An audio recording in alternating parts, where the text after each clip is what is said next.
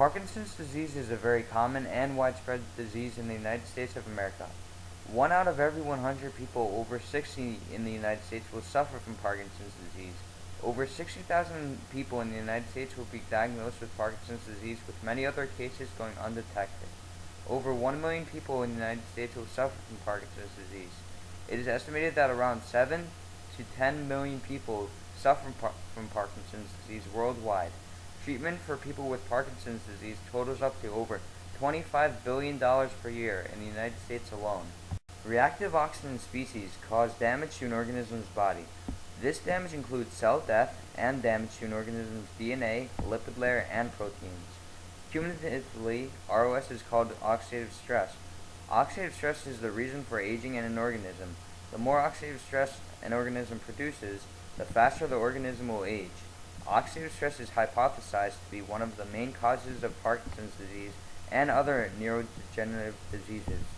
Alpha-synuclein is a protein that is abundant in the human brain. In many cases of Parkinson's disease, the alpha-synuclein gene produces either too much alpha-synuclein protein or an abnormal form of the protein, which is believed by some researchers to be toxic to brain cells and to also result in neuron dysfunction.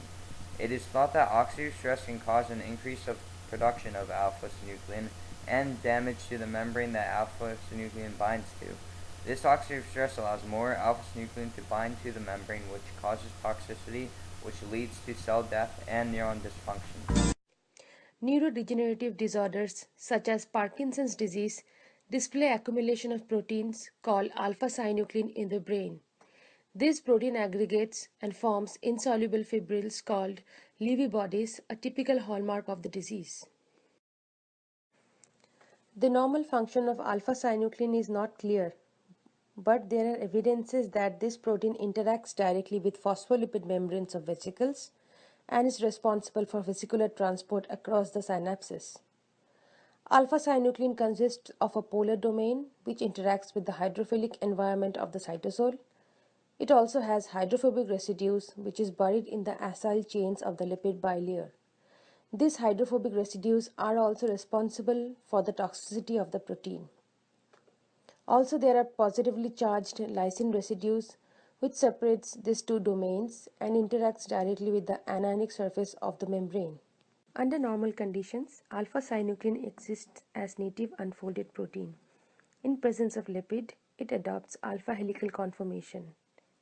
Next, the dimerization occurs on the membrane and it changes to beta sheet. This leads to the formation of beta oligomers, which results in protein aggregate deposit to form toxic Lewy bodies. The binding of alpha-synuclein to cholesterol and sphingomyelin containing vesicles could help in stabilization, possibly protecting them from premature fusion as a result of curvature stress. In healthy neurons, alpha-synuclein localizes to the synaptic vesicles and modulates vesicle pools at the synapse. In diseased conditions, alpha-synuclein increases lipid interactions and reduces curvature, leading to the clustering of vesicles in the reserve pool. This stalled vesicles creates high concentration of alpha-synuclein. Such enhancement of activity leads to synaptic dysfunction and damage to ER, mitochondria, and other organelles.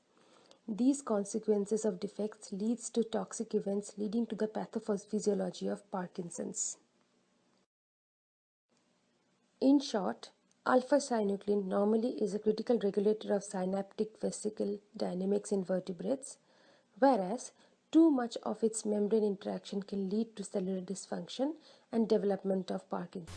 Since C. elegans have a short lifespan, experiments can be done with them in a short duration of time. C. elegans also reproduce very frequently and in large amounts, which help increase child size, which will help make the standard deviations more accurate and smaller.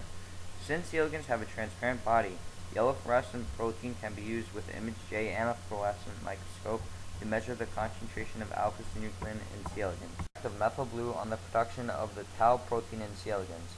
The tau protein has been linked to many neurodegenerative diseases such as Alzheimer's and Parkinson's. There are two groups, a control group and a methyl blue group. It was found that in the methyl blue group that there was a significant reduction of the production of the tau protein compared to the control group. This shows that methyl blue could possibly reduce the production of alpha-synuclein in C. elegans. Effect of MitoQ on the improvement of health on C. elegans that have a strain which displays similar symptoms to Alzheimer's. Also, wild-type C. elegans were used in this experiment. It was found that MitoQ significantly improves the lifespan of C. elegans in both the Alzheimer groups and the wild-type groups. This shows that MitoQ does have an effect on the reduction of oxidative stress in C. elegans, and it can even slow neuron toxicity in C. elegans. It would be very interesting to see if MitoQ could decrease neuron toxicity and the production of alpha-synuclein in C. elegans with Parkinson's disease. Neuron toxicity and dopamine receptors in the brain of Drosophila. All groups were exposed to glutathione, but two different strains were used. A Park RVA strain, in which the parkin protein is fully expressed. Also, the Park 2,5 strain was used, which does not allow the expression of the Park protein. The Park protein is another protein linked with the cause of the development of Parkinson's disease. With Park, only one set of dopamine receptors was found to have a significant increase of the neuron toxicity compared to the group with no parkin. This shows that glutathione lessens the effects of parkin due to its antioxidant properties. Based on the research of Whitworth, Congdon, and Gruber, it would be expected that the higher concentrations of methyl blue, MitoQ, and glutathione used in this experiment will significantly reduce the production of alpha-synuclein in C. elegans, while lower concentrations of these chemicals will have little effect on the reduction of alpha-synuclein. The purpose of this experiment is to see if methyl blue, MitoQ, and glutathione reduce the production of alpha-synuclein. These groups of C. elegans will be from the OW13 strain, which makes the C. elegans produce alpha-synuclein. The groups include a positive control, negative control, 6 microgram per milliliter methyl blue group, 60 microgram per milliliter methyl blue group, 10 milligram per milliliter MitoQ group, 50 milligram per milliliter MitoQ group, 10 microgram per milliliter glutathione group, and 50 microgram per milliliter glutathione group. All of these groups will be exposed to heavy metal stress using lead nitrate, except the positive control. The LD50 of this stress will be found in the pilot study. To keep the worms in each group age synchronized, they will be induced under a chemical named FUTR, which inhibits the C. elegans from reproducing. The production of alpha-synuclein will be measured using a YFP assay, and the longevity and locomotion of the worms will also be measured.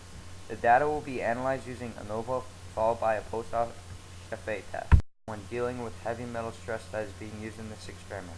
When lead nitrate is being handled, the user will wear a lab apron, goggles, and gloves. When creating agar plates with chemicals, gloves, goggles, and the lab apron will be also worn to ensure the safety of researchers. All materials are cost efficient except the yellow fluorescent filter. If the yellow fluorescent filter is purchased, it can be used for many projects in years to come, not only in this project.